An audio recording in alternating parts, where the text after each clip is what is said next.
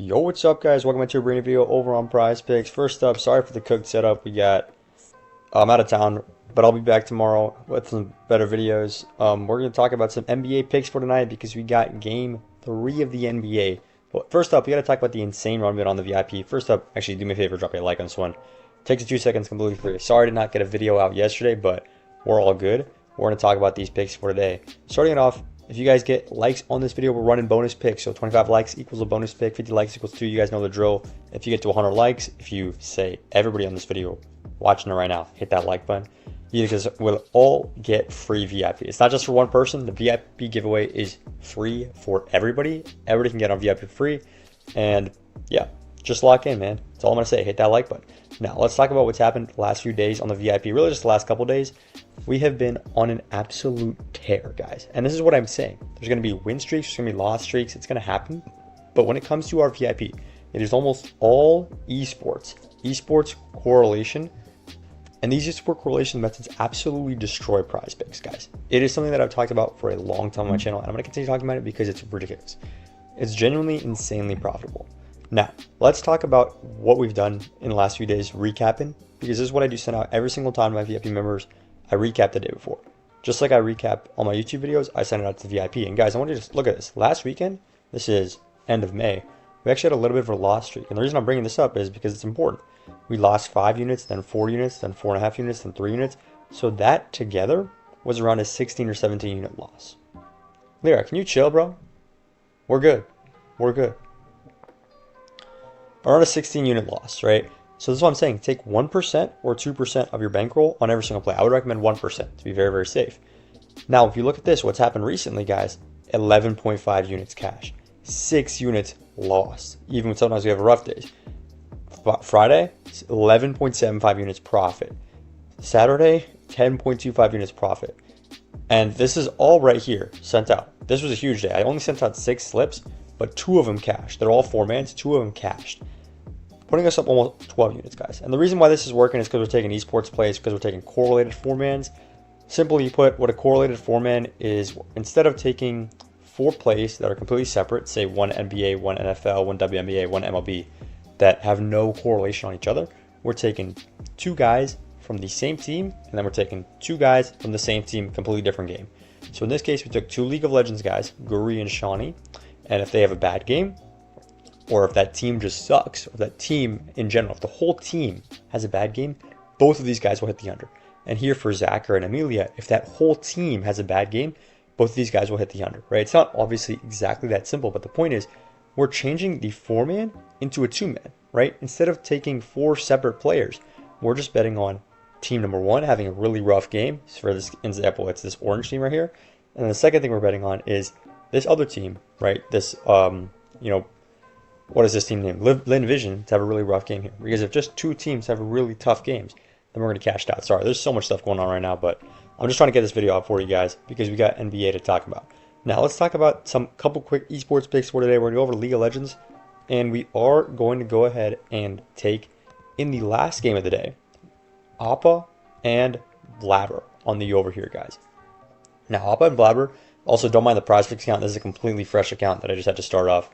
I'm on a friend's account right now because I'm out of time. Now, the reason we like these 2 guys on the over, it's very simple. If a team wins in League of Legends, they're going to get more kills, right? Usually the team that wins has 2 or 3 times as many kills as the team that loses. And in this case, Appa and Blabber are on a team called C9, Cloud9. And if we just go over here, this is a site called Thunderpick that I'm looking at right now. And if I just get that out of the way, okay, there we go. Cloud9 are actually favored in this game against Leon. They are not favored by a ton, but they are minus 154 to plus 110. So I expect them to win probably 2 out of the 3 of these maps. If they win all 3, they're definitely going to go over. But typically, when you win games in League of Legends, you get more kills, almost every single time. So if this team is the favorite and they are, winning quite a few of these games, I do like them to go on the over here. Now, this is not an end-all, be-all. You don't always take this, but I'm just going to roll through this one pretty quickly. It is a correlated pick, and I want to talk about the NBA guys because I know that's what you guys are here for. We got game 3. It's going to be absolutely huge. Now, let's start it off on the side of the Knicks. Okay, so we're starting it off with Karl-Anthony Towns right here on the over at 3-point attempts at, we're going to take him at 3 or 4, excuse me. If we take him in the over here at 4 3-point attempts, see if I can find it on PrizePicks, He has not hit this a lot this season, only in 38% of games. You might go, Bam, what are you doing? Why are you taking this pick? This seems like an idiot move. If you look at him against the Spurs, though, he hits this very, very consistently. He didn't hit it in game 1, but he hit in that game 2. And this is a situation here where Karl-Anthony Towns is going to shoot more threes going up against San Antonio Spurs because of the way they match up with Wemby on the other side of the ball. They are going to use Karl-Anthony Towns, his role as a stretch big, right? When does it matter the most? It matters the most when he's going up against teams who really like to have a roaming center, right? If teams who really like to have a roaming center, think Rudy Gobert, think Victor Wembanyama, probably the best roaming center in the entire NBA. Teams who would just love to have that big guy just sit in the paint or near the paint and just deter teams from taking shots near the rim. That's the kind of team that the Knicks are going to look at and go, okay, we're going to see this team and we're going to say, we need our big man to pull the opposing big man away from the basket as much as possible. So against some other, teams with, say, big men that are less as strong roaming, right? Pretty middling big man, I would say. Karl-Anthony Towns can be used more as a traditional center, as a roll threat, maybe touch shots, right? His three-point making ability doesn't need to be the star focus. Whereas in this case, up against Wemby, it is a star focus because he's basically helping out the entire team by just getting Wemby away from the basket. As long as Wemby's not near the basket, this is a W for the Knicks. So that's going to be play number 1. And we're moving to play number 2 here. I like Julian Champagnie on the over at 10.5 points. I'm going to go ahead and lock this one in on PrizePicks. Champagnie right here.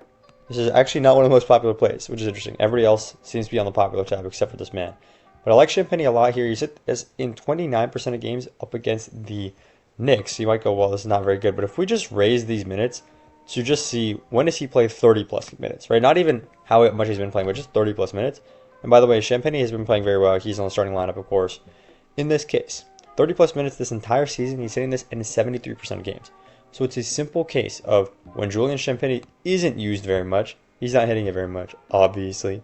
But when Julian Champagnie is playing a lot of minutes in a lot of games, he will hit this. And if we just look at what are the minutes he's been playing recently, right? In the last 5 games, these two up against New York, he's been playing 31 and then 36 minutes. So I expect him to get a lot of minutes in this one, and that'll correlate to quite a bit of points. I genuinely think this is not difficult analysis, but really where I think we're getting the value is how low this line is. It should, in my eyes, be at like 11.5, maybe even 12, but it's pushing down a little bit to 10 here, or 10.5, and I think this is good value. So I'm going to go ahead and lock these 4 plays in, and I'd recommend that you guys do too.